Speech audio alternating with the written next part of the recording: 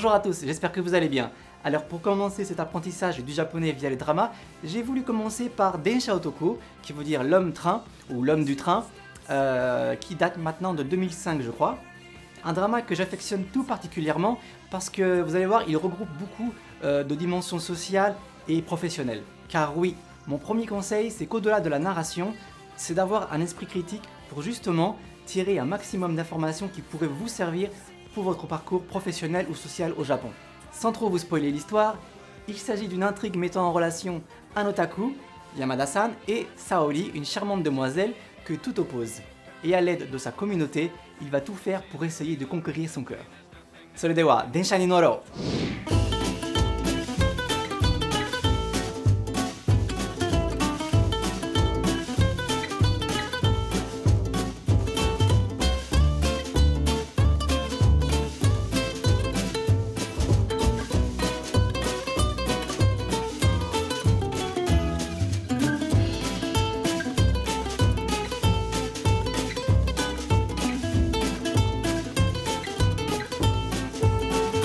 Dans ce drama, vous allez voir qu'on en apprend beaucoup sur les castes sociales, l'étiquette japonaise et les relations hommes-femmes au Japon.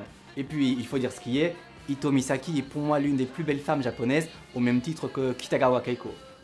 Je vais volontairement vous présenter les scènes sans sous-titres, et ensuite, on décortiquera ensemble les scènes qui me paraissent les plus riches d'enseignements au niveau linguistique. Donc d'avance, désolé de vous frustrer si je ne peux pas aborder tous les points qui vous intéressent. Mais évidemment, je serai heureux de répondre dans les commentaires aux questions relatives aux points non abordés. Alors, pour commencer, voici cette scène mythique de la cristallisation amoureuse entre Densha Otoko et la charmante Hermès.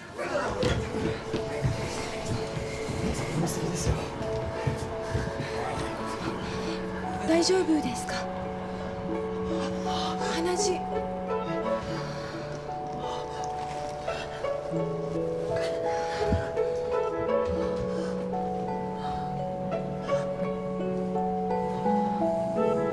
かっこいいよリーマン。かっこ悪いよ俺。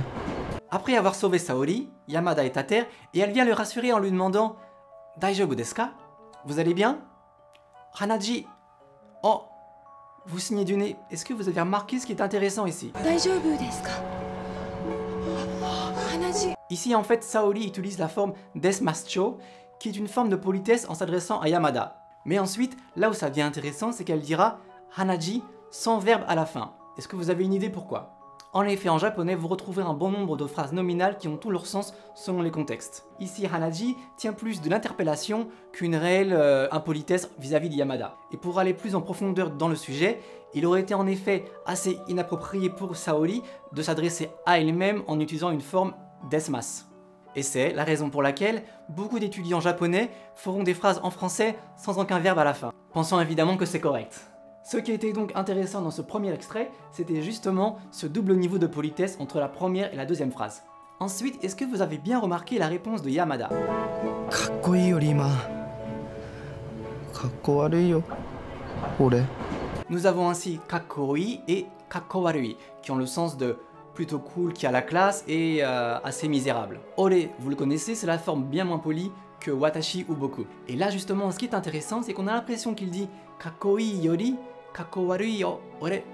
Mais en fait, il dit kakkoi riman kakkowarui yo ore.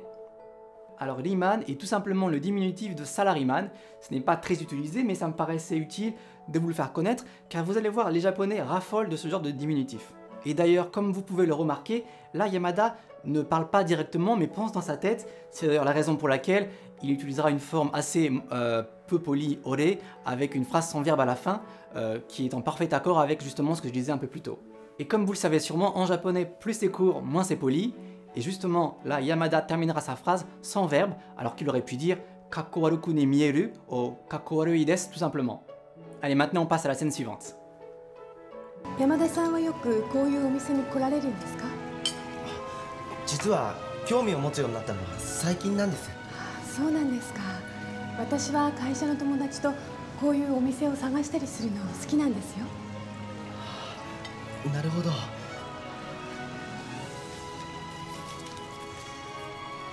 だったらタイユバンロボションとか行ったことありますか？あります。Il est pas beau ce petit date entre Saori et Yamada? C'est mignon, non? Alors la première phrase n'est pas très compliquée, mais je pense que ça valait la peine que je m'y attarde un petit peu. Encore une fois, on va décortiquer le tout, pas de réelle difficulté au niveau du vocabulaire. Saori-san commence en demandant à Yamada, Koyu omise wa yoku korareru desu ka? 山田さんはよくこういうお店に来られるんですか？ Donc là, la phrase pas très compliquée, vous avez Koyu qui veut dire ce type, ce genre, Omise, le magasin, le restaurant en particulier dans le contexte, et Kuru, donc venir, aller, et ce qui nous intéresse ici, c'est la forme verbale du verbe Kuru, qui est une forme de keigo dans ce contexte. Vous ne vous êtes jamais demandé comment on pouvait utiliser une forme polie en japonais sans forcément aller jusqu'à utiliser un sankeigo ou kenjogo qui est assez dur à utiliser au début? Eh bien, utilisez la forme passive qui amène un certain niveau de politesse très prisé chez les japonais.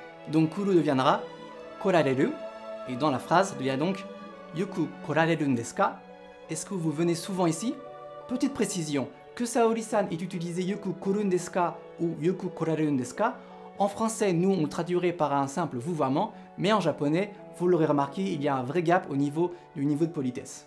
Donc, un petit exemple pour finir.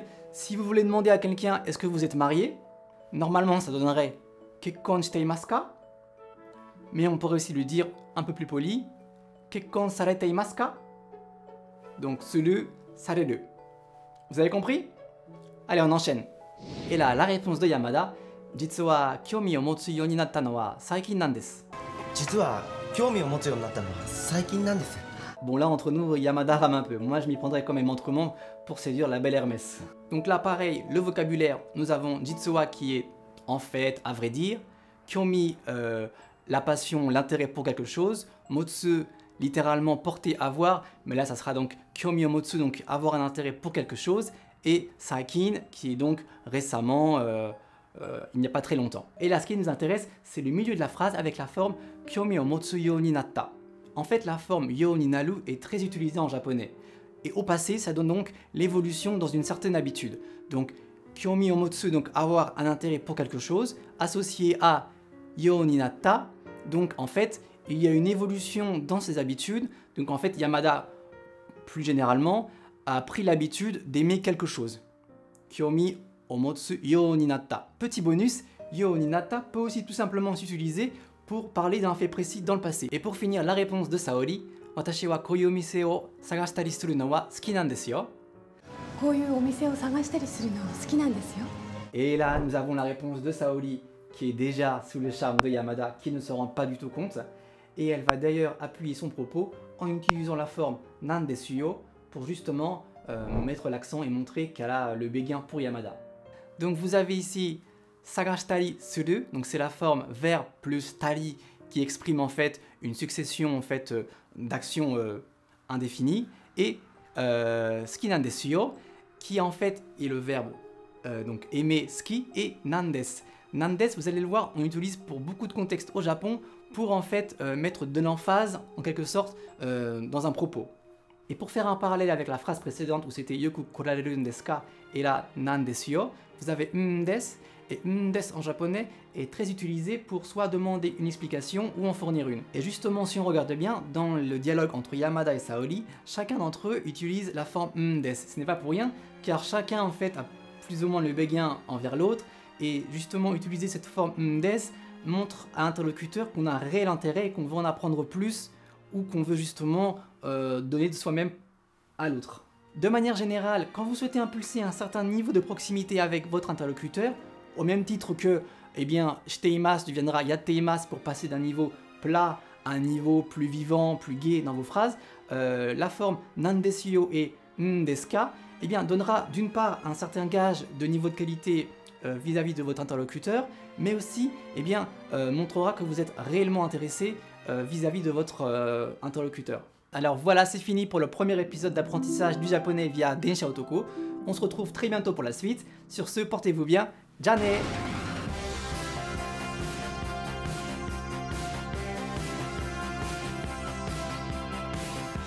The visions start singing.